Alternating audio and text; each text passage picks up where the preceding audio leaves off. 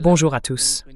Aujourd'hui, nous sommes le lundi 11 mai 2026 et notre cher ami, notre frère, le colonel Jacques Baud est avec nous. Bienvenue à nouveau, mon colonel. Bonjour et merci de m'avoir invité une nouvelle fois dans votre émission. Merci. Alors, je voudrais commencer, colonel, par ce qu'a dit Benjamin Netanyahu lors de son interview dans 60 minutes, diffusée hier. On lui a demandé, la guerre avec l'Iran est-elle terminée? Et si ce n'est pas le cas, qui décidera quand elle le sera? Il a répondu, je pense qu'elle a permis d'accomplir beaucoup de choses, mais elle n'est pas terminée, parce qu'il reste encore du matériel nucléaire et de l'uranium enrichi à retirer d'Iran.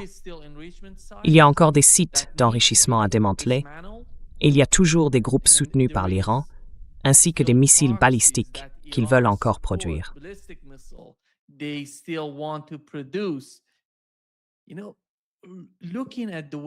Tu sais, quand on regarde la façon dont il présente la situation en ce moment, il dit que ça a accompli beaucoup de choses. Mais qu'est-ce que ça a vraiment accompli jusqu'ici? Parce que moi, je ne vois pas l'uranium. Ils vont finir par avoir l'uranium. Et pour ce qui est du programme nucléaire ou de l'axe de la résistance, cette guerre a commencé soi-disant pour désarmer le Hamas et le Hezbollah. Or, ce n'est plus du tout ce qui se passe. Et l'Iran d'aujourd'hui n'est plus le même qu'avant le début de cette guerre. Je ne connais pas l'évaluation du côté israélien, mais je ne vois pas en quoi Israël ou les États-Unis gagnent quoi que ce soit dans cette guerre contre l'Iran.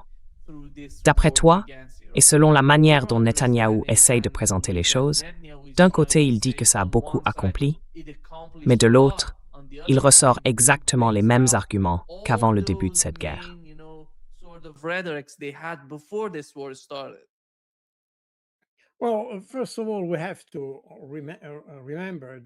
D'abord, il faut se rappeler que c'est la quatrième attaque d'Israël contre l'Iran en 2 ans.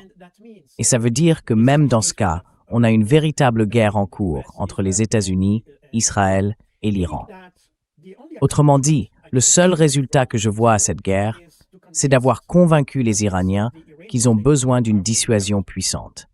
C'est exactement ce qu'ils ont fait. Parce que jusqu'à récemment, et je dirais même avant l'année dernière, on pensait encore que les choses pouvaient se régler par la négociation, par la diplomatie et par de bonnes relations. Le JCPOA en était d'ailleurs un bon exemple. Et ce JCPOA, en réalité, a très bien fonctionné. Il a atteint ses objectifs. Le fait que Donald Trump soit sorti de l'accord l'a en quelque sorte rendu caduc.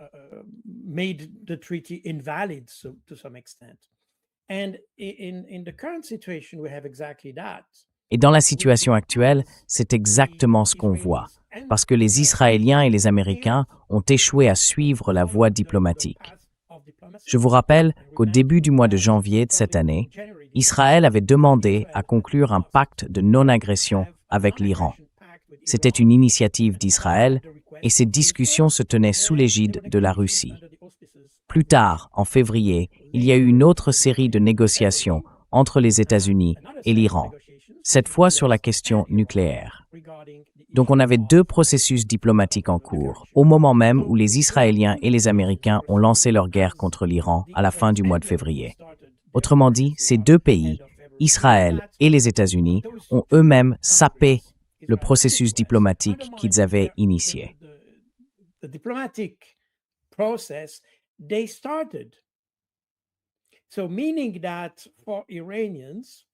Autrement dit, pour les Iraniens, résoudre un problème par la diplomatie, par la négociation, est devenu quelque chose de très suspect.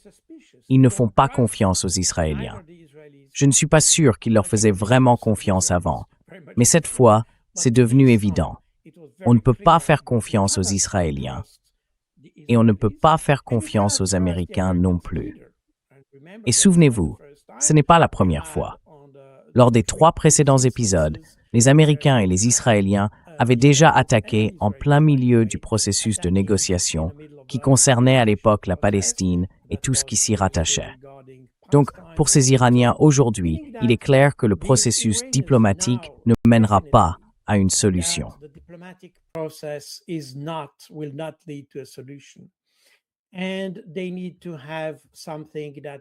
Ils ont besoin de quelque chose qui leur permette en fait de contraindre à la fois les Israéliens et les Américains à entrer dans un processus de paix. Mais il faut qu'ils les y contraignent. Et en plus de ça, ils doivent aussi se protéger eux-mêmes. Or, il n'y a pas d'autre moyen de se protéger, puisque la diplomatie ne fonctionne pas. Même quand il y a un traité, comme dans le cas du JCPOA, il y avait bien un accord sur l'enrichissement de l'uranium et d'autres points similaires. Et puis il y a une des parties, en l'occurrence les États-Unis, qui se retire du traité. À partir de là, le traité n'a plus aucune valeur. Alors à quoi bon signer un traité quand on sait que son partenaire peut s'en retirer à tout moment?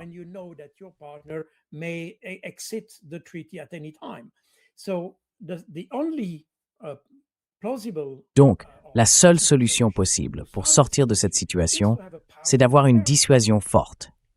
On sait qu'en Iran, depuis des années maintenant, officiellement depuis 2003, le pays a renoncé à posséder l'arme nucléaire. Mais bien sûr, face à l'agressivité permanente d'Israël, parce qu'il n'y a absolument aucune menace de l'Iran contre Israël, aucune. Je veux dire, il n'existe pas un seul exemple sur les 40 ou 50 dernières années où l'Iran aurait menacé Israël. En revanche, c'est plutôt l'inverse qui s'est produit, et de façon constante. Rappelez-vous qu'entre 2003 et 2006, Israël a tué près de 600 scientifiques, pas seulement des Iraniens, mais aussi des Irakiens. 2003-2006, Israel killed 600, almost, but not exactly, but almost 600 scientists. Well, not only Iranians, but also Iraqis. And you had hundreds of Iranian scientists have been... Et il y a eu des centaines de scientifiques iraniens qui ont été tués, assassinés. Tout cela a été documenté dans des rapports publiés il y a une vingtaine d'années à peu près. Donc rien de nouveau à ce sujet. Mais ça montre bien que l'agressivité d'Israël est constante. On a souvent parlé de la question du Hezbollah, qui n'existe que parce qu'Israël attaque le Liban. Le Hezbollah n'a aucune revendication sur le territoire palestinien. Aucune. Il revendique uniquement des terres libanaises. Et cela parce qu'Israël a tenté à plusieurs reprises d'envahir le Liban. C'est la raison, la logique même, derrière l'existence du Hezbollah. Et on a aussi vu la question du territoire palestinien. We have seen also the issue of the Palestinian territory. We know since the decision of the International Court of Justice. Depuis la décision de la Cour internationale de justice, enfin, on le savait déjà avant, mais avec l'arrêt de juillet 2024, on sait que la présence d'Israël dans ces territoires, Gaza, Jérusalem-Est et la Cisjordanie, peu importe où exactement dans ces zones, cette présence est illégale. Qu'elle soit militaire ou non, il ne devrait pas y avoir d'Israéliens là-bas. Point final. On le sait. Donc, puisqu'ils y sont, et c'est un fait qu'ils y sont, il est logique qu'il existe une organisation de résistance pour défendre ces territoires. On a donc une agressivité constante d'Israël dans tout le Moyen-Orient qui a poussé d'autres à se défendre.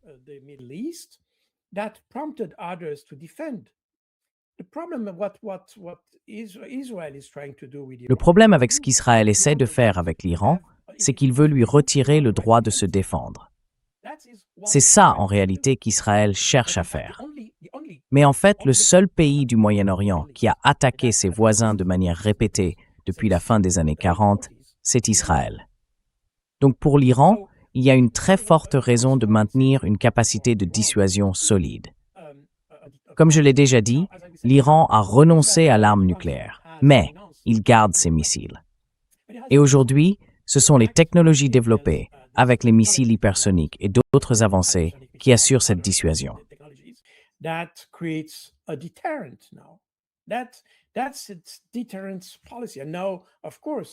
C'est ça, sa politique de dissuasion.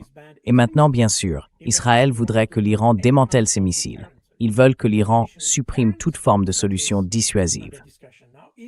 Une autre forme de dissuasion dont on parle en ce moment, c'est évidemment l'utilisation de ce qui vise surtout les États-Unis, la menace sur le détroit d'Ormuz. Avant, ce passage était libre, totalement libre, jusqu'en février de cette année. Mais aujourd'hui, avec la situation actuelle, ce n'est plus le cas. Et ce n'est pas seulement avec les États-Unis et Israël d'ailleurs, mais aussi avec tous les pays du CCG qui ont participé à l'agression contre l'Iran. That participated to the aggression against Iran. Therefore, for Iran, Donc, pour l'Iran, la question du détroit d'Ormuz n'est pas seulement une affaire de fierté nationale ou de politique. C'est une question de survie. On ne peut pas laisser un adversaire, un ennemi, utiliser ses marines à l'intérieur du Golfe Persique pour frapper le pays. Et c'est exactement ce que les États-Unis ont essayé de faire, en tentant d'imposer leur présence dans le Golfe Persique avec 2 navires de guerre il y a seulement quelques jours. Ici, l'idée, comme l'a dit le ministre des Affaires étrangères Araghchi, c'est que le détroit d'Ormuz doit être géré.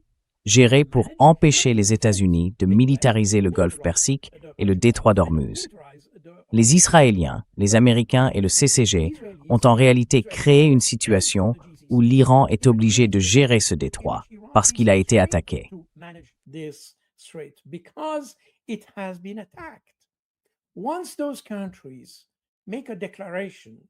Une fois que ces pays auront déclaré qu'ils sont en paix avec l'Iran, qu'ils n'ont absolument aucune intention de soutenir une nouvelle attaque contre l'Iran, alors oui, la situation pourrait peut-être évoluer à partir de là. Mais à ce stade, je pense qu'il est logique, du point de vue iranien, d'empêcher toute utilisation militaire du Golfe Persique et du détroit d'Ormuz. Dans le même temps, bien sûr, cela leur permet aussi de faire pression sur les économies occidentales, y compris, évidemment, sur l'économie américaine, afin de pousser les États-Unis à engager un dialogue, ou au moins à conclure un traité qui mettrait fin au conflit une bonne fois pour toutes. C'est un point qu'il faut bien comprendre. La position iranienne, et d'ailleurs, la situation est assez comparable à celle que nous connaissons en Ukraine. This is a very similar situation to the one we have in Ukraine. I have mentioned that a couple of times. The Russians and the Iranians. Je l'ai déjà mentionné plusieurs fois. Les Russes et les Iraniens ne veulent pas d'un cessez-le-feu. Ils veulent une solution. Un cessez-le-feu, c'est une mesure temporaire, et ce n'est pas ce que veulent les Iraniens. Eux, ils veulent une solution durable. Ça veut dire qu'ils ont besoin d'un engagement des États-Unis à arrêter de chercher une issue militaire et d'un engagement clair que toute discussion ou tout conflit futur sera réglé par la voie diplomatique et non plus par des actions directes, comme ça a été le cas jusqu'à présent. Donc, c'est une situation que les États-Unis ont créée de toutes pièces. Parce que tout ce qu'on connaît de la logique, je veux dire de la logique officielle américaine, derrière ce conflit, comme les bombes nucléaires.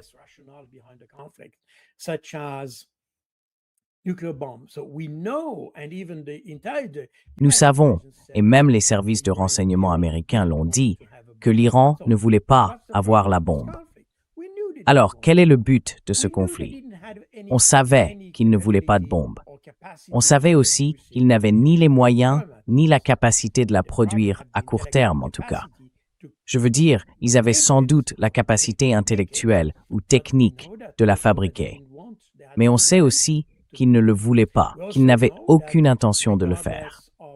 On sait également que malgré ce qu'on peut lire dans les médias européens, l'enrichissement n'a jamais atteint le niveau d'uranium de qualité militaire et que toutes les activités d'enrichissement de l'Iran sont restées dans les limites fixées par le traité de non-prolifération.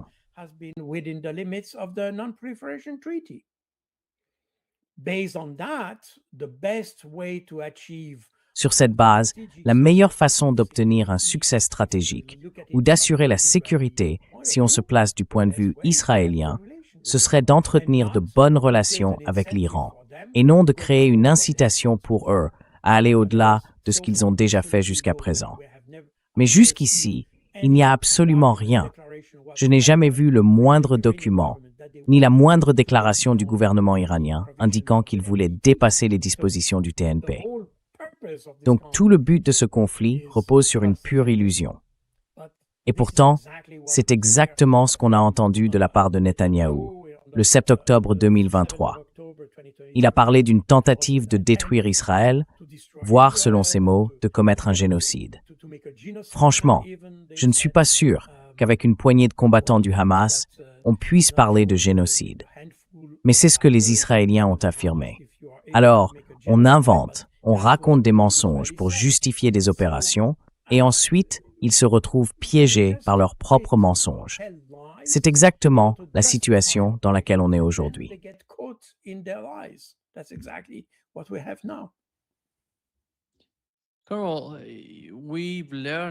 Colonel, on a appris que le gouvernement britannique, avec la France, essaie d'envoyer un porte-avions dans la région pour aider les États-Unis. Et d'un autre côté, après la menace de l'Iran de frapper un navire français s'il entrait dans le détroit d'Ormuz, Emmanuel Macron a déclaré que la France n'avait pour l'instant jamais envisagé de déployer un navire de guerre dans le détroit d'Ormuz. Mais d'autres rapports indiquent que le porte-avions français Charles de Gaulle a été aperçu en mer Rouge le 8 mai. Que se passe-t-il en Europe et jusqu'où serait-il prêt à aller pour aider les États-Unis dans le cas du détroit d'Ormuz?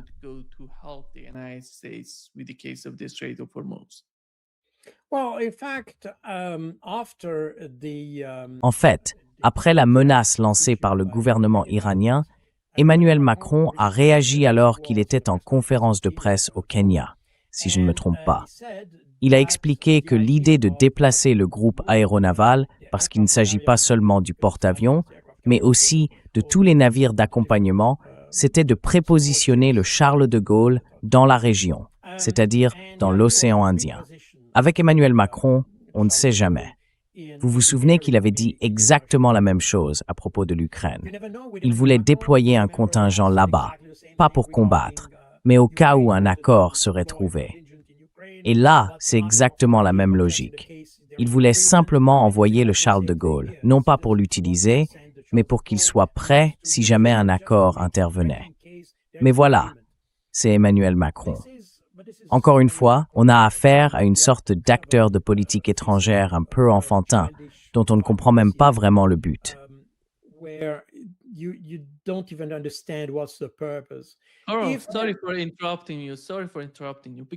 Désolé de vous interrompre, mais comme vous l'avez dit, c'est le même type d'état d'esprit en Ukraine, et maintenant vis-à-vis de l'Iran. S'ils parviennent à un accord, pourquoi auraient-ils besoin de soldats français en Ukraine? Et pourquoi le porte-avions français devrait-il être présent dans la région?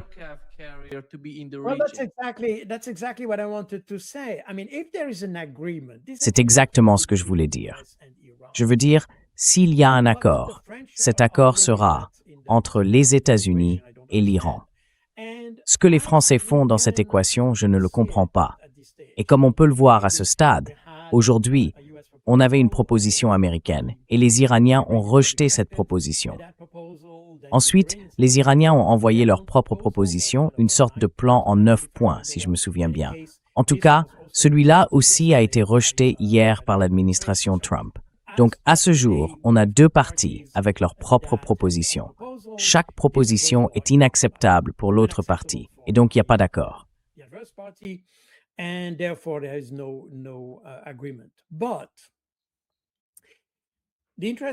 Mais ce qui est intéressant, c'est que peu importe qui accepte quelle proposition, on comprend bien. Et je pense qu'on peut dire que c'est une idée largement partagée en Occident, que l'Iran a l'avantage dans cette affaire. Les États-Unis, eux, peuvent faire un peu de bravade et dire ce qu'ils veulent. Mais en réalité, ils n'ont atteint aucun de leurs objectifs. Ils ont subi beaucoup de pertes, et chaque jour, on en apprend un peu plus sur les dégâts qu'ils ont subis. On ne sait pas grand-chose d'Israël, parce qu'ils n'osent même pas montrer leurs propres pertes. Apparemment, elles ont été assez lourdes, même si on n'entend parler d'aucune victime civile. Et ça, c'est très intéressant.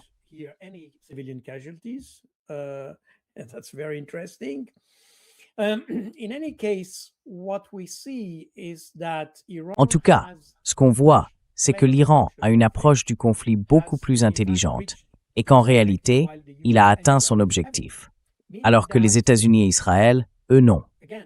Ça veut dire que, encore une fois, je n'ai pas de boule de cristal à ce stade.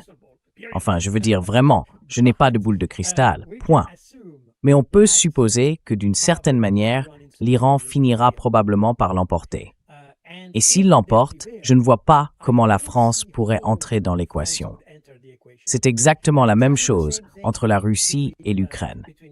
La Russie a clairement l'avantage, et ça met les Européens et l'Ukraine très mal à l'aise à l'idée d'engager des négociations, parce qu'ils savent qu'ils n'ont aucune carte en main. Donc, dans ces conditions, comment un contingent français pourrait-il entrer dans l'équation s'ils veulent imposer aux Russes une sorte de force de maintien de la paix? They want to impose the Russians some kind of peacekeeping force. And assuming the Et en supposant que les Iraniens et les Russes acceptent une force de maintien de la paix, pourquoi accepteraient-ils une force composée de leurs ennemis ou de forces adverses? Je veux dire, si j'étais négociateur en Russie ou en Iran et que j'acceptais une force de maintien de la paix, elle devrait forcément être neutre et impartiale.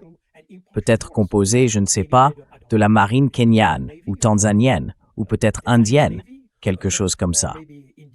Mais pourquoi choisirait-on d'avoir les Français comme casque bleu alors qu'ils sont partie prenante au conflit?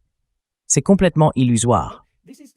Une force de maintien de la paix, et je rappelle que j'ai dirigé la politique et la doctrine des opérations de maintien de la paix à l'ONU, doit être neutre et impartiale. Elle ne peut en aucun cas être partie au conflit. It can't be a party of the conflict in any way. So even if there would be an agreement to have a peacekeeping Donc, même s'il y avait un accord pour déployer une force de maintien de la paix, il n'y a absolument aucune chance que les Français en fassent partie. Mais encore une fois, ça fait partie de cette forme de bravade qu'on retrouve souvent en France. Macron veut montrer qu'il est un acteur important, qu'il peut agir. En réalité, il n'obtient absolument rien. À mon avis, il serait mieux inspiré de s'occuper de son propre pays avant de vouloir s'occuper de ceux des autres. Ce serait sans doute le conseil le plus sûr pour lui. Je ne comprends pas la logique derrière tout ça, mais c'est exactement la même chose avec la Russie et l'Ukraine. Pourquoi la Russie accepterait-elle un contingent composé de troupes britanniques et françaises? Elles sont déjà là pour combattre les Russes. Alors pourquoi les prendre comme force de maintien de la paix? Ça n'a aucun sens. Et c'est là Snowguang voit SMU est en train d'échouer complètement.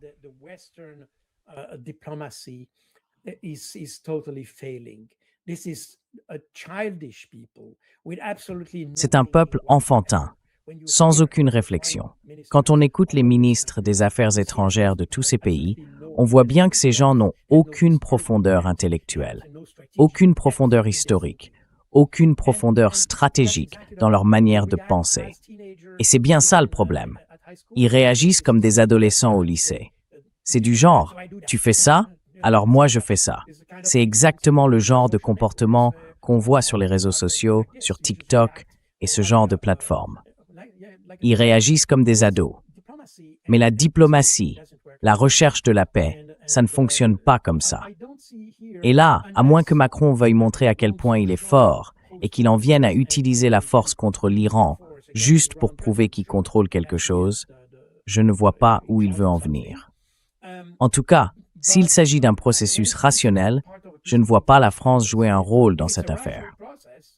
I don't see France playing any role in this issue. Yeah.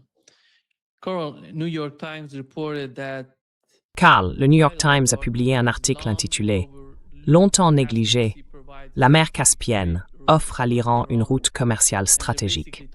En gros, il parle des lignes de communication entre l'Iran et la Russie et de la façon dont ces deux pays s'entraident.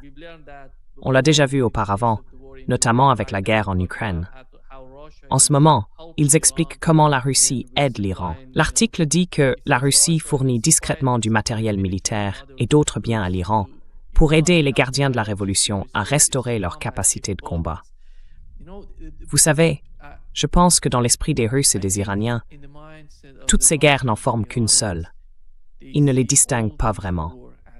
Et quand la guerre en Ukraine a commencé, je me souviens que les diplomates iraniens avaient été mis sous pression, qu'on leur demandait comment l'Iran aidait la Russie. Ils répondaient qu'ils n'en faisaient pas tant que ça pour aider Moscou.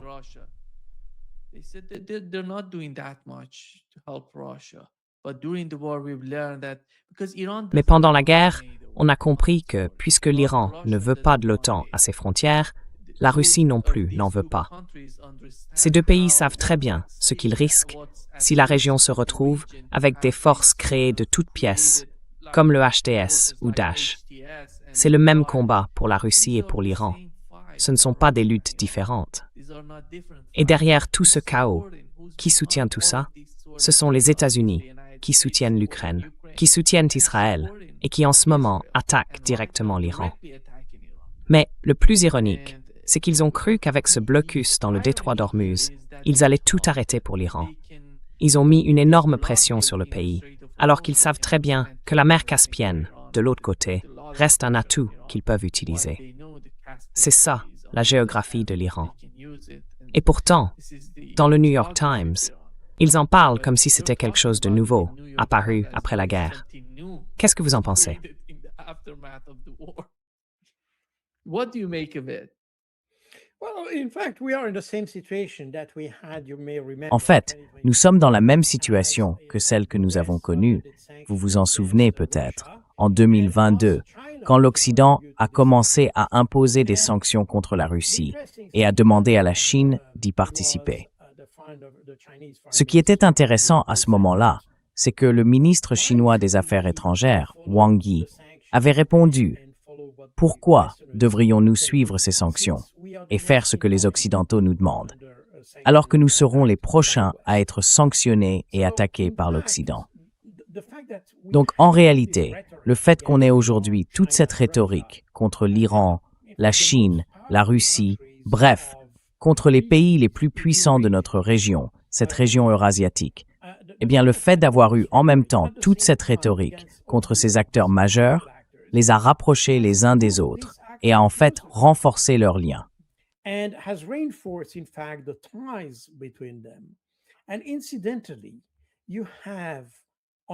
Et d'ailleurs, on a d'un côté la Chine, qui est sans aucun doute le plus grand fabricant au monde, la Russie, qui est l'un des plus grands fournisseurs d'énergie au monde, et l'Iran, qui est sans doute l'un des acteurs les plus importants du Golfe Persique, une région hautement stratégique. Et l'action de l'Occident a rapproché ces trois acteurs les uns des autres. On a vu récemment la visite de Lavrov en Chine, puis celle d'Arakchi, ce qui montre bien que ces trois pays sont aujourd'hui très très étroitement liés, et aucun d'entre eux n'est complètement isolé, parce qu'ils ont aussi de nombreux contacts avec leurs voisins. Je veux dire, on peut bloquer le détroit d'Ormuz, mais l'Iran a des frontières avec d'autres pays, le Pakistan, l'Afghanistan, le Tadjikistan, la Russie et d'autres encore.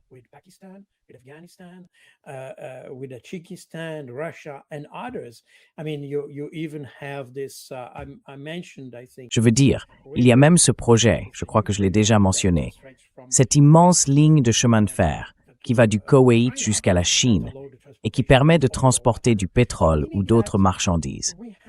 Ce qui veut dire que ces pays ne sont pas isolés. Même si on bloquait complètement le détroit d'Ormuz, il serait presque impossible d'isoler ces trois pays du reste du monde. Sans parler du fait qu'en agissant ainsi, l'Occident est devenu encore plus impopulaire et a perdu en crédibilité. Les Européens sont inexistants sur la scène diplomatique. Les États-Unis, eux, sont de moins en moins crédibles sur cette scène. C'est encore un acteur puissant, c'est pour ça qu'on continue à lui parler. Mais en réalité, la crédibilité des États-Unis est extrêmement discutable, parce qu'il change d'avis tous les jours.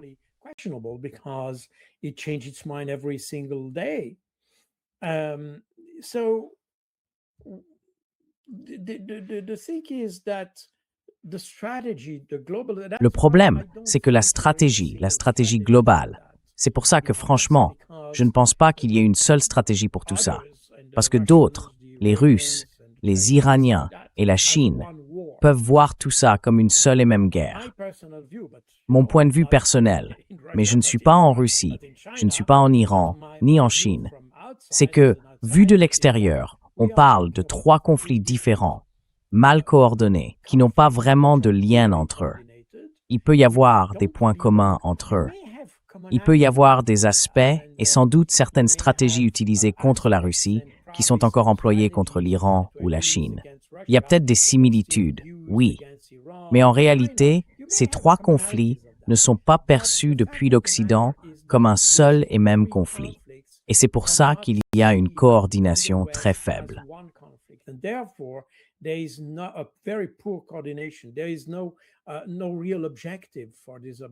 n'y a pas vraiment d'objectif clair là-dedans. Vous savez, si on veut s'attaquer à l'Iran, d'accord, on peut avoir un objectif, disons un changement de régime, ce qui d'ailleurs n'a pas été atteint. D'accord. On peut avoir un objectif similaire avec la Russie, par exemple.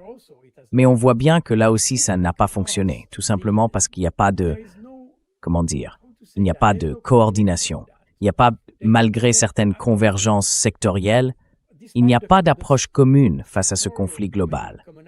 Et l'Occident est à nouveau perdu. Au lieu de se battre sur le plan stratégique, il se bat sur le plan tactique. C'est un petit conflit. Enfin petit, un conflit contre l'Iran, un autre contre la Russie, un autre contre la Chine, un autre ici, un autre là. On attaque le Mali.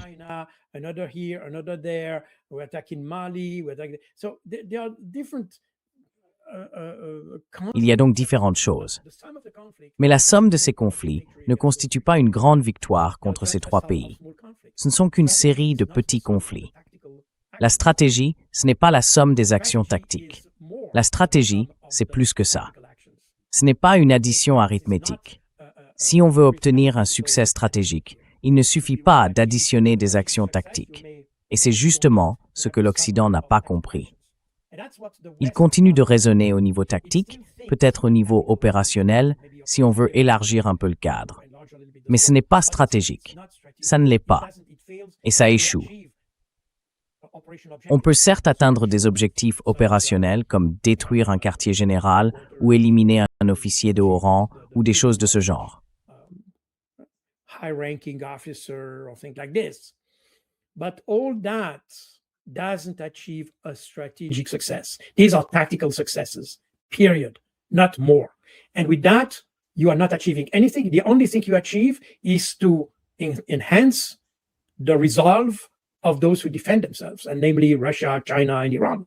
That's what you achieve, but you don't have a real success. That was exemplified with Iran, where the killing of the Ali Khamenei, in fact, didn't weaken the country at all. On the contrary, ça a stimulé sa défense. Ça a soudé toute la population en réaction à cette attaque très lâche contre son dirigeant. Donc, on revient au même problème, celui dont on a déjà parlé à plusieurs reprises à propos de l'Ukraine.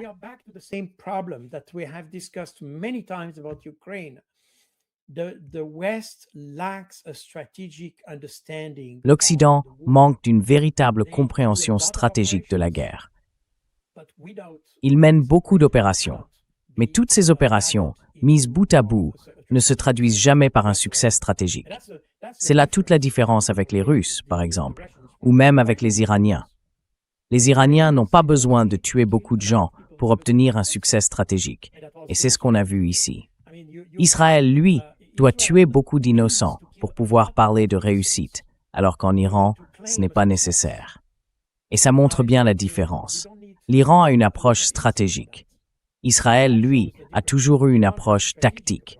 Et c'est exactement ce qu'on observe, où qu'il soit, quoi qu'il fasse.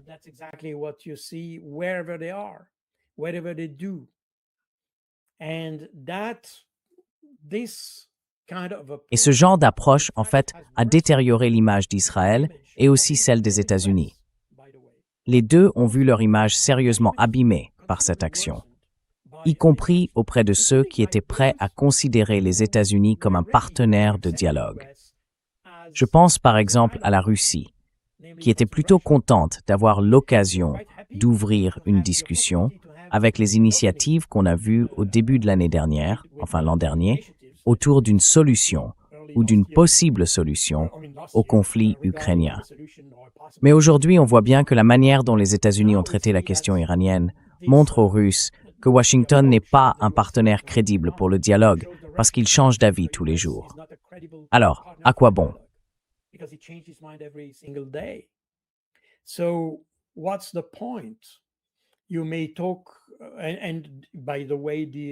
Vous pouvez en parler.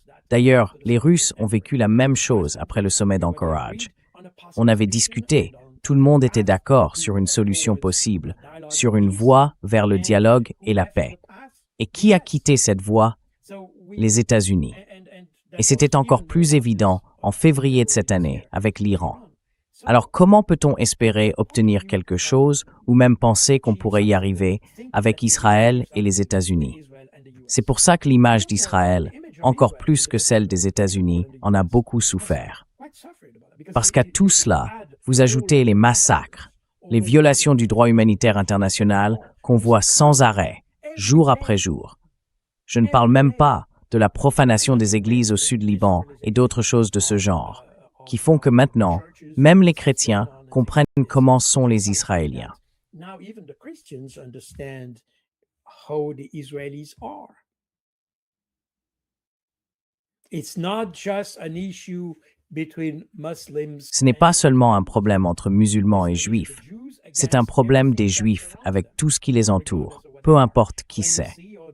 Quand on voit toutes ces vidéos qu'avant personne ne montrait, moi je les ai montrées d'ailleurs, où l'on voit des Hébreux ou des Juifs cracher sur des prêtres à Jérusalem, sur des chrétiens, ou même sur des églises. C'est sans doute quelque chose qui existe depuis longtemps, mais qu'on n'avait jamais vu jusqu'à présent.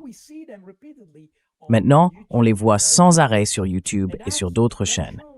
Et ça montre que notre perception d'Israël a beaucoup changé. Le respect pour Israël, le respect que les Juifs avaient après la Seconde Guerre mondiale, après avoir subi la Shoah et tout ce qui s'est passé, ce respect-là a complètement disparu aujourd'hui.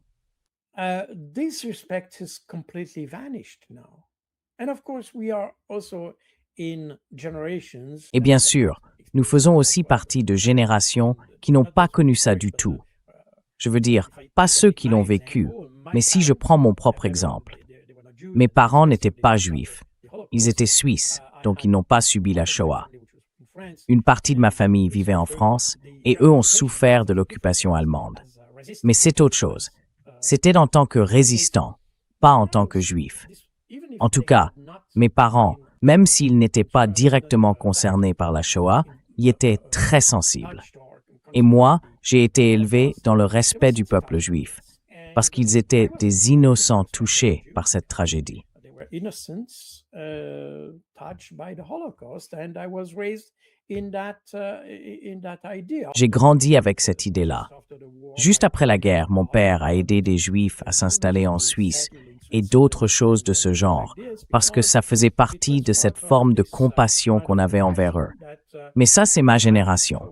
Aujourd'hui, c'est une autre génération, et leurs parents n'ont pas vécu la même chose.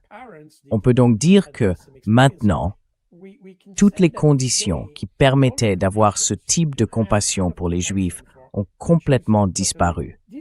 En plus de ça, on voit toutes les exactions, les crimes, les massacres commis par les Juifs. Et maintenant, il y a des gens qui disent, eh bien, c'est peut-être ça qui explique ce qui s'est passé pendant la Seconde Guerre mondiale.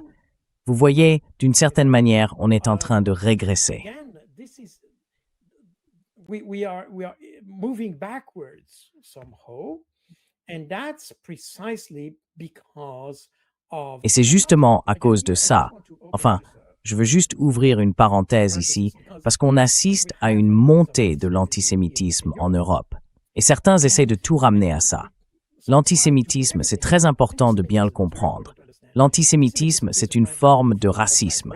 Le racisme, c'est un comportement où l'on déteste quelqu'un, non pas pour ce qu'il fait, mais pour ce qu'il est. C'est ça, la définition du racisme. Haïr quelqu'un pour ce qu'il est, pas pour ce qu'il fait. Et c'est exactement la même chose pour l'antisémitisme. On déteste un juif, simplement parce qu'il est juif.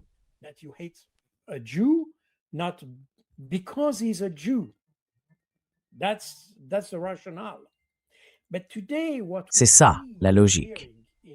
Mais aujourd'hui, ce qu'on voit apparaître en Occident et en Europe, c'est que les gens ne s'en prennent plus vraiment aux Juifs parce qu'ils sont juifs, mais à cause de ce qu'ils font. On n'est donc plus dans la définition stricte de l'antisémitisme ou du racisme. Les gens commencent à détester les Juifs, non pas pour ce qu'ils sont, mais pour ce qu'ils font. Et je dis bien les Juifs et non les Israéliens. même si ceux qui commettent ces crimes sont des Israéliens. Évidemment, ce qui n'est pas la même chose, parce qu'il y a beaucoup de Juifs, et j'en connais beaucoup ici à Bruxelles, qui, eux, condamnent clairement ces actions.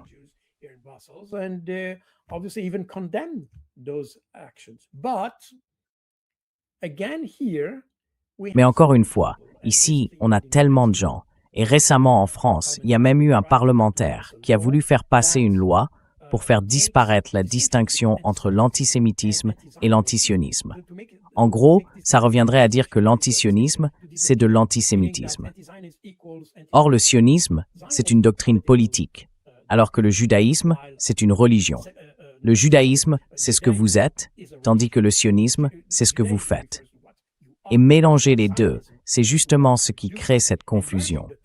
On devient de plus en plus confus parce qu'on veut donner la même définition aux deux, alors que tout l'effort devrait être de les distinguer. Et du coup, on crée une nouvelle forme d'antisémitisme, fondée non pas sur ce que sont les Israéliens, mais sur ce qu'ils font.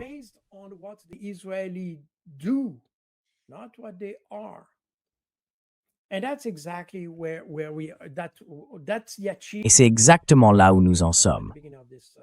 C'est bien le résultat dont vous parliez au début de cette conversation à propos de ce que Netanyahou a accompli. Il a réussi à faire ça.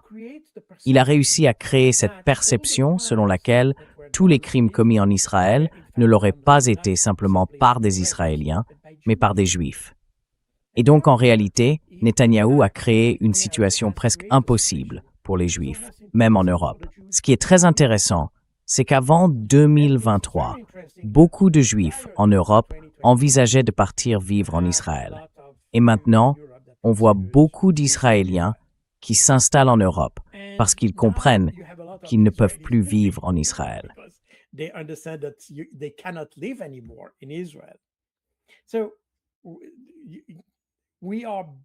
Nous voilà revenus à une situation qu'on a déjà connue au début du XXe siècle ou encore à la fin des années 90 et avant, où l'on avait une nation sans véritable pays parce que ce pays les avait rejetés. Et en réalité, ils se retrouvent rejetés aussi à cause de leurs propres actions parce qu'ils se comportent mal. Ils créent des situations qui entraînent des représailles, des guerres et tout ce qui va avec. Alors, si on regarde la situation aujourd'hui, parce qu'avant, quand on parlait de la situation stratégique, on la voyait surtout du point de vue européen et américain. Si on la regarde maintenant du point de vue israélien, qu'est-ce qu'Israël a gagné? Rien. Ils n'ont même pas réussi à obtenir un engagement permanent des États-Unis dans la région. Et pire encore, parce que c'était probablement, non, je peux enlever le probablement, la politique d'Israël, c'est depuis les années 50, a toujours été d'assurer une présence américaine permanente dans la région.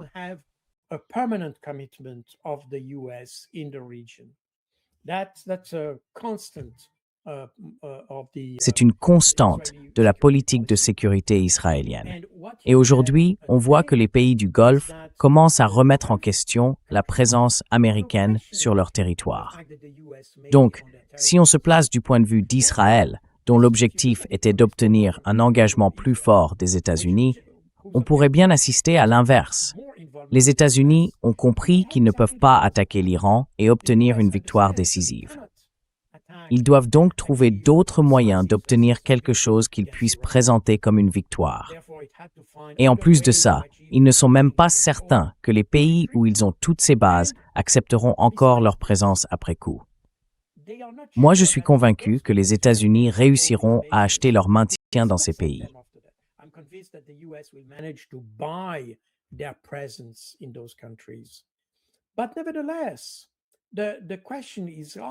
Mais malgré tout, la question se pose aujourd'hui. Est-ce vraiment utile? Est-ce un atout ou un fardeau d'avoir les États-Unis présents sur le territoire? C'est ça, en fait, que les Israéliens ont réussi à provoquer. Et ça va encore plus loin parce que même aux États-Unis, on commence à s'interroger sur l'implication américaine dans la politique étrangère d'Israël, ou l'inverse. Cette relation entre Israël et les États-Unis est devenue un sujet de débat, alors qu'elle ne l'était plus depuis 50 ans. Mais aujourd'hui, les gens se posent la question, parce qu'ils comprennent Et c'est très intéressant et très révélateur d'ailleurs, que si on lit sur le site du département d'État américain les explications de Rubio sur les raisons d'attaquer l'Iran, Marco Rubio dit très clairement que cela a été fait à la demande des Israéliens. Rubio says very clearly that it was done at the request of the Israelis. At the request of the Israelis, meaning that people understand À la demande that the des US Israéliens. is very uncomfortable. Autrement dit, les gens comprennent que les États-Unis se trouvent aujourd'hui dans une situation très inconfortable, et c'est parce qu'ils ont répondu positivement à une demande israélienne. Et cela remet en question toute la relation avec Israël. Jusqu'où les États-Unis doivent-ils soutenir Israël? Même si Israël veut faire la guerre, attaquer tout le monde et profaner, je ne trouve plus le mot exact, les églises du Sud-Liban, et même, d'ailleurs, à Gaza. Parce qu'il y avait aussi des églises à Gaza, et partout détruites et bombardées délibérément d'ailleurs par Israël. À l'époque, cela avait été documenté, et je crois même que c'est mentionné dans un rapport de l'ONU. Donc, les États-Unis, qui avaient une relation très claire et positive avec Israël, comprennent qu'aujourd'hui, cette relation est devenue toxique.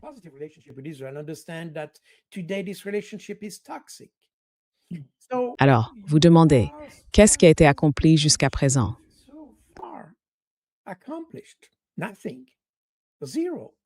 Accompli? Rien du tout. Zéro. Ils ont même fait pire, disons-le. Ils se sont mis dans une très mauvaise position. C'est très clair pour les États-Unis, mais c'est tout aussi clair pour Israël, parce que Israël est maintenant considéré comme responsable de tout ce chaos. Et même au sein de l'Union européenne, il y a des pays, je crois que c'est l'Espagne, entre autres, qui ont demandé d'arrêter, parce qu'il existe un accord de coopération entre l'Union européenne et Israël. Et plusieurs pays ont demandé de suspendre cet accord, voire d'en sortir complètement.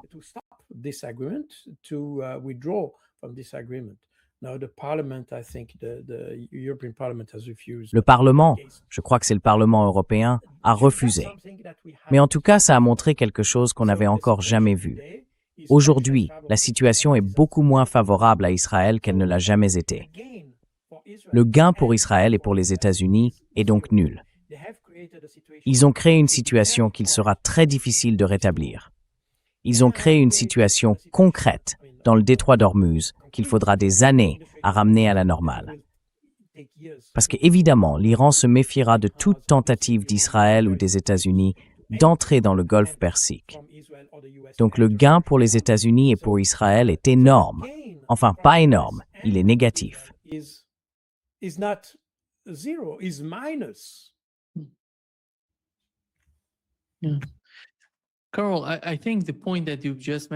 Carl, je pense que le point que tu viens de soulever est vraiment important.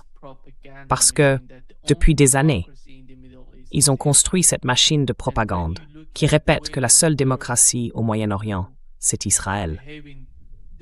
Et quand on regarde la façon dont ils se comportent, leur attitude envers les chrétiens et les musulmans en Israël, et qu'on compare ça à ce que j'ai vu en Iran, par exemple, eh bien on voit des musulmans, des chrétiens, des juifs qui vivent ensemble depuis des siècles, depuis des millénaires même. Ils n'ont pas ce genre de problème, tu vois, à se cracher dessus ou à se détester. Ils n'ont pas besoin d'aller jusque-là.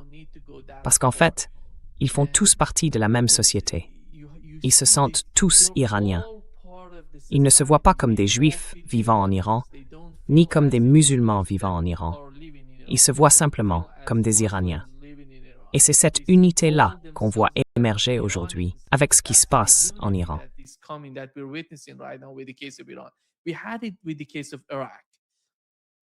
On l'a vu avec le cas de l'Irak. On sait ce que le gouvernement israélien a fait aux Juifs irakiens, les faire partir d'Irak, les envoyer en Israël, parce que le seul refuge sûr pour les Juifs était censé être en Israël. Mais ça, c'est une seule dimension de ce qui se passe. Je dirais qu'il y a quelque chose de parallèle à ce qui s'est produit avec la propagande en faveur d'Israël.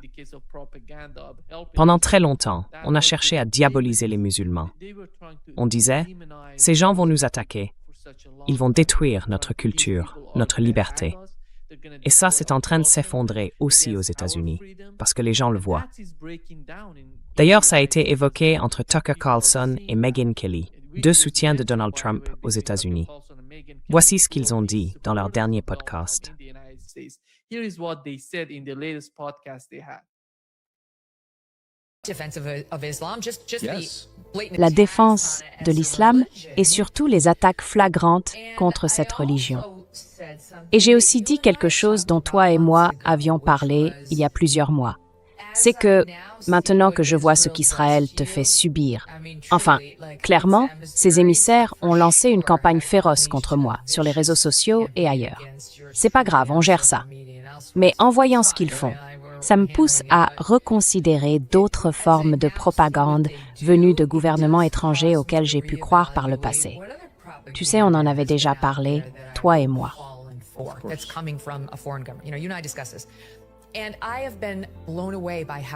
Je suis sidérée de voir à quel point le camp des Israël d'abord exige ouvertement que moi et d'autres nous haïssions les musulmans.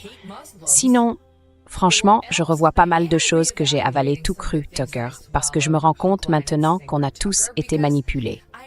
Tu n'as pas idée à quel point l'AIPAC, Israël, son lobby, ses agents payés, sont présents et puissants. J'ai parlé l'autre jour de Brad Parscale, qui est maintenant enregistré comme agent étranger pour Israël et dirige Salem Media Group. Et je veux dire, il y a beaucoup de gens comme ça dans notre pays qui nous inondent de propagande.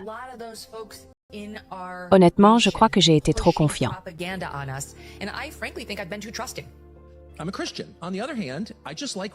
Je suis chrétien. Mais d'un autre côté, j'aime les gens qui ont du respect, de la révérence. Et quelqu'un qui s'incline devant Dieu et qui reconnaît 5 fois par jour « je ne suis pas Dieu » ne partage pas ma théologie. On n'a pas la même vision de la façon d'aller au paradis. Mais cette personne n'est pas, par définition, mon ennemi. Je ne vais pas te détester parce que tes parents ont fait quelque chose que d'autres désapprouvent. Je ne joue pas à ce jeu-là. Et je savais que j'allais être attaqué, traité de pro-musulman ou je ne sais quoi. Franchement, je ne suis pas un pro-musulman. J'aime les gens, jusqu'à preuve du contraire. Et je ne vais tout simplement pas entrer dans ce jeu.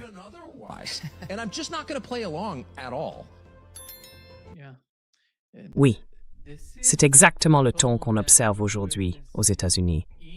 Et c'est quelque chose de nouveau qu'on n'avait encore jamais vu. À mon avis, c'est un vrai tournant qui est en train de se produire.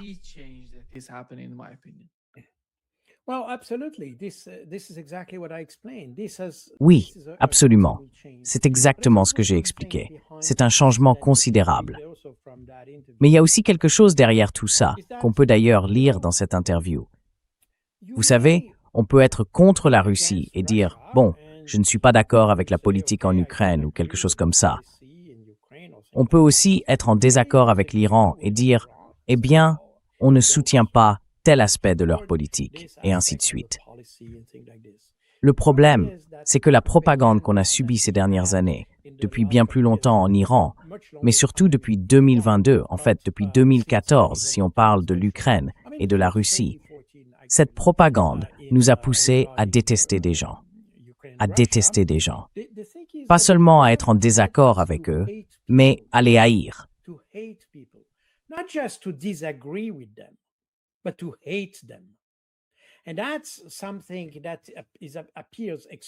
Et ça, c'est quelque chose de très parlant, et c'est exactement ce que dit Megyn Kelly. On est censé détester les musulmans pour pouvoir soutenir Israël, tout comme on est censé détester les Russes pour soutenir l'Ukraine. Rappelez-vous que ceux qui dirigent Israël et ceux qui dirigent l'Ukraine viennent de la même culture. Donc, il faut haïr son ennemi. On ne peut pas simplement être en désaccord. Et ça, c'est très révélateur. Je vous l'ai déjà dit, pendant la guerre froide, par exemple, quand on s'opposait évidemment au pacte de Varsovie et qu'on se préparait à une guerre possible en Europe, voire à une 3e guerre mondiale. Eh bien, dans l'armée, et pas seulement en Suisse, mais aussi dans l'OTAN, et probablement même de l'autre côté du rideau de fer, personne ne se détestait vraiment.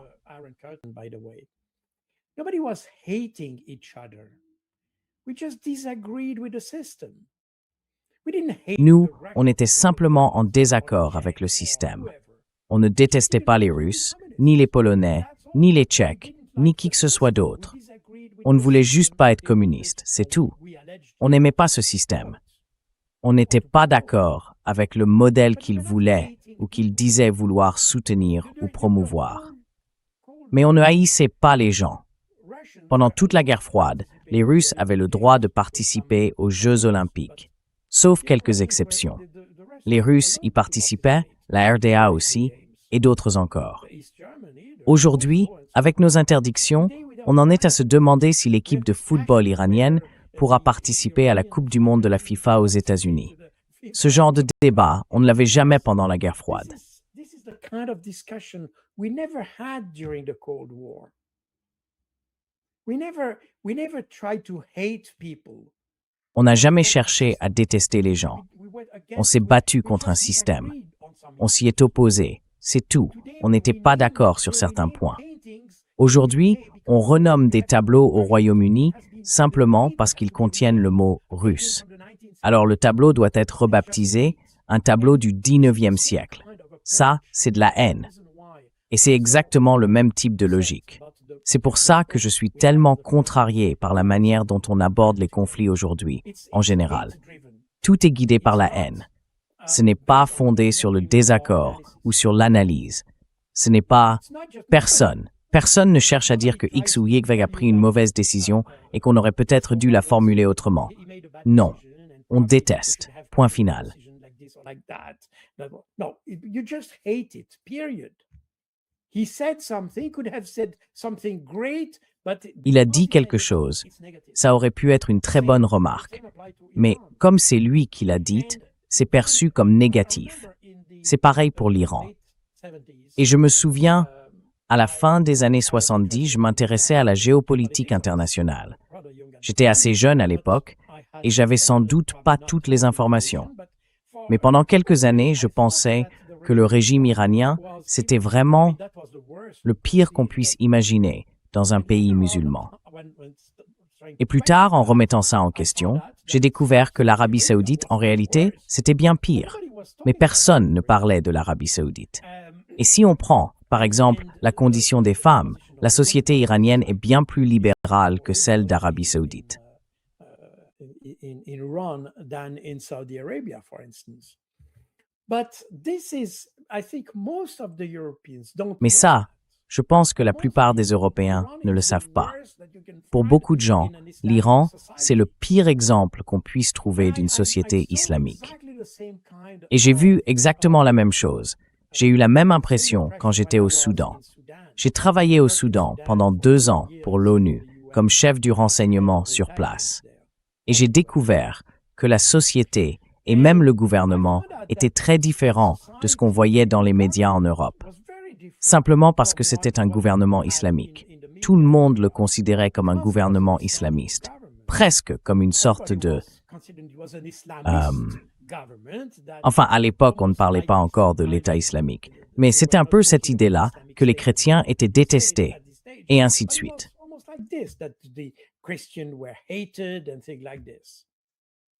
Et je me m'étais complètement trompée. Je veux dire, à Khartoum, il y avait des offices chrétiens tous les dimanches. Il y avait des Soudanais chrétiens, une vraie communauté chrétienne, qui allaient à l'église en famille, bien habillés, un peu comme on le faisait en Occident quand j'étais jeune. On avait nos vêtements du dimanche, ceux qu'on mettait pour aller au service religieux. On s'habillait de notre mieux pour aller à l'église. Eh bien, c'était exactement pareil à Khartoum, et il n'y avait absolument aucun incident. Je n'ai jamais vu le moindre problème lié à un office chrétien ou quelque chose de ce genre à Khartoum, même si c'était officiellement un État islamique.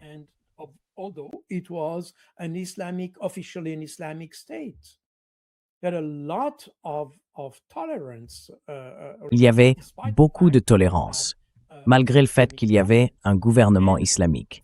Et ça montre bien le poids de la propagande qui cherche à façonner ou même à laver le cerveau, littéralement, de toutes les sociétés pour qu'elles détestent les musulmans. Tout ce qui n'est pas aligné sur Israël ou sur les États-Unis doit être conditionné. Et c'est justement ce que les gens commencent à comprendre. C'est aussi ce que Gaza a démontré, en réalité. Parce qu'ici, malgré la propagande, ce qu'on a vu depuis octobre 2023, c'est quelque chose qui existait déjà avant octobre 2023. Depuis 2005 ou 2006, depuis que ce territoire a été évacué par les colons israéliens, on avait en fait une forme d'occupation israélienne, mais exercée de l'extérieur, une occupation à distance. Et je rappelle que, selon le droit international, même si les forces israéliennes n'étaient pas physiquement dans Gaza, le simple fait que les Gazaouis ne pouvaient pas circuler librement, ne pouvaient pas faire ce qu'ils voulaient, parce qu'ils étaient surveillés de l'extérieur, comme dans une prison. En réalité, cela est considéré comme une occupation. C'était bien une occupation, juridiquement parlant. Et il existe des évaluations, à la fois du Comité international de la Croix-Rouge à Genève et des Nations unies, qui confirment cette qualification de territoire occupé, même sans troupes présentes à l'intérieur de la bande de Gaza.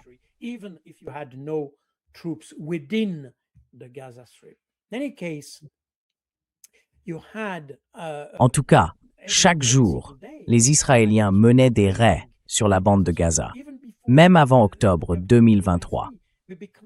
Mais comme nos médias ont choisi de ne pas nous en parler, on a eu l'impression que ce qui s'est passé en octobre 2023 était tombé du ciel, que soudainement, le Hamas avait décidé de lancer un pogrom. Et c'est complètement faux. C'est historiquement du négationnisme au sens littéral. Oui, c'est du négationnisme. Mais encore une fois, la propagande qu'on subit nous pousse exactement dans la même situation que celle dans laquelle les Allemands se sont retrouvés au début des années 30, quand on leur parlait des Untermenschen, ce qui veut dire littéralement des sous-hommes. Et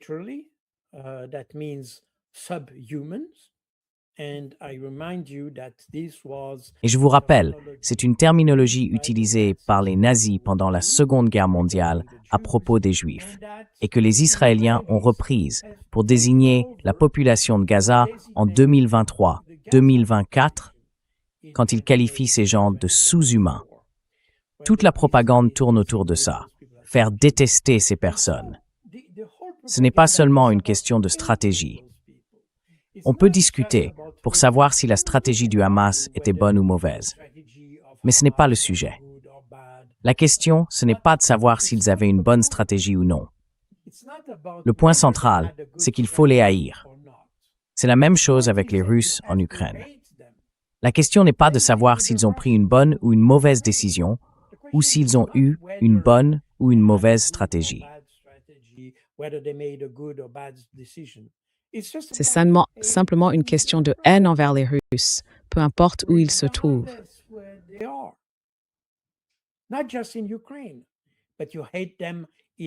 Pas seulement en Ukraine. Vous les détestez aussi en France. Vous les détestez en Allemagne.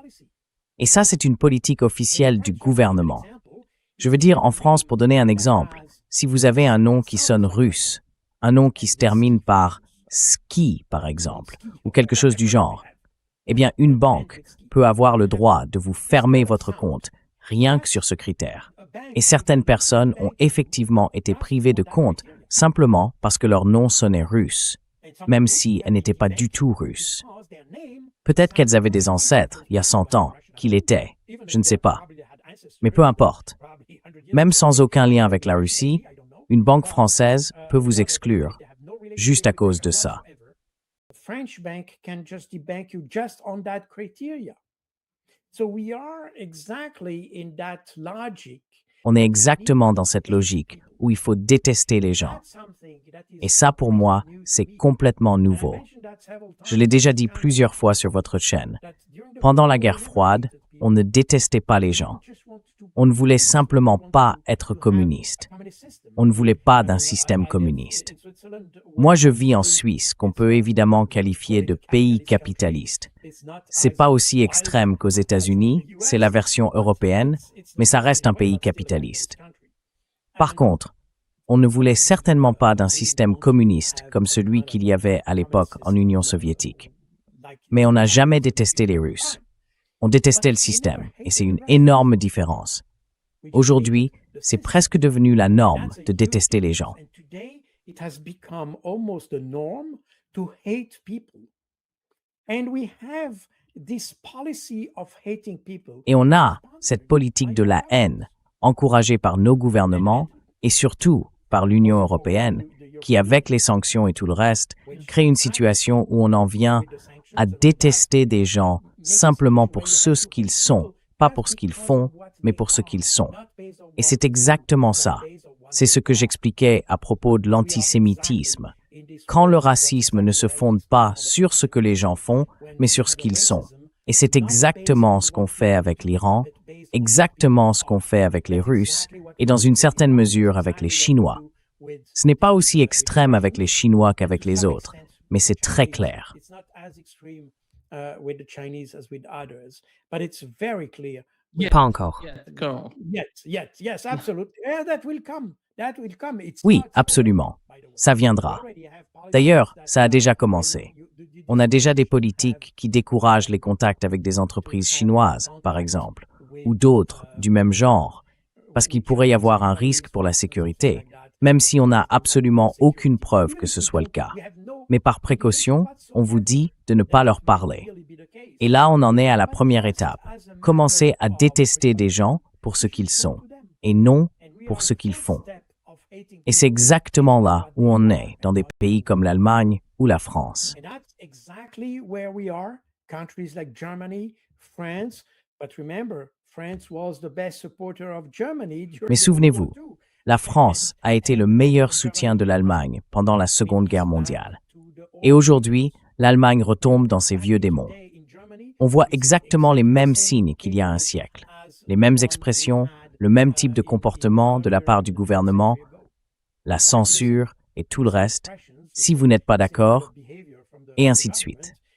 Donc, on revient à quelque chose dont on pensait s'être débarrassé en 1945 ou 46, après les procès de Nuremberg. Eh bien, peut-être qu'il nous faudrait de nouveaux procès de Nuremberg aujourd'hui. Je ne sais pas. We probably need other Nuremberg trials today. I don't know. Thank you. Merci so beaucoup, much, colonel, Colonel, d'être avec nous aujourd'hui. being with C'est un us. vrai plaisir. Great pleasure, as always. That's Annotation ratings. Missy Mavor.